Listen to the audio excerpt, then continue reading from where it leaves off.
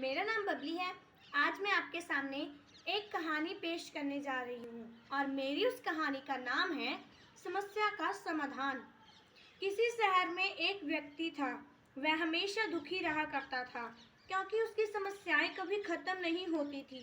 इसीलिए धीरे धीरे उसे ऐसा लगने लगा कि उससे दुखी व्यक्ति संसार में कोई और नहीं है।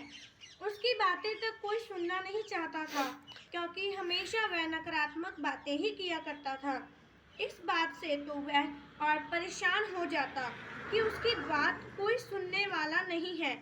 एक दिन उसे पता चला कि शहर में कोई महात्मा आने वाले हैं जिनके पास सभी समस्याओं का समाधान है। यह जानकर वह महात्मा के पास पहुंचा। उस महात्मा के साथ हमेशा एक काफिला चला करता था जिसमें कई ऊंट भी थे। महात्मा के पास पहुंचकर उस व्यक्ति ने कहा, गुरुजी, सुना है कि आप सभी समस्याओं का समाधान करते हैं। मैं बहुत दुखी व्यक्ति हूँ। मेरे इर्द गिर्द हमेशा बहुत सारी समस्याएं रहती हैं। एक को सुलझाता हूँ तो दूसरी खड़ी हो जाती है। मैं अपनी अपबीती किसी को सुनाता हूँ तो कोई सुनता ही नहीं। दुनिया बड़ी मतलबी हो गई है। अब आप ही बताइए मैं क्या करूँ। और इसी कहानी के माध्यम से मैंने अपनी एक और कहानी तैयार की है। अब मैं उसे पेश करने जा रही हूँ।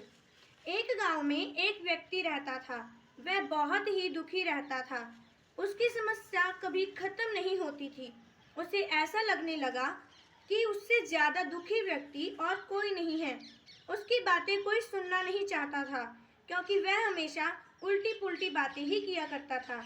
उसे ऐसा लगता था कि उसकी परेशानी कोई समझ ही नहीं सकता।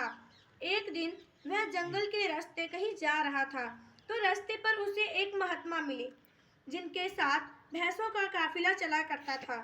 जब उसने अपनी सारी कहानी महात्मा को बताई तो महात्मा जी ने कहा कि मैं सुबह तुम्हें तुम्हारी समस्या का समाधान बता दूंगा, पर तुम्हें मेरा एक काम करना होगा। तुम रात को मेरे भैंसों की रखवाली करना। जब सारे भैंस बैठ जाएं तब तुम सो जाना। इतना कहकर महात्मा वहां से चले गए।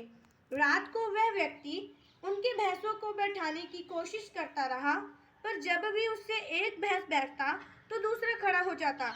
इस तरह से वह व्यक्ति समझ गया और उसे ऐसा लगने लगा जैसे उसे इस समस्या के समाधान का अचूक मंत्र मिल गया हो।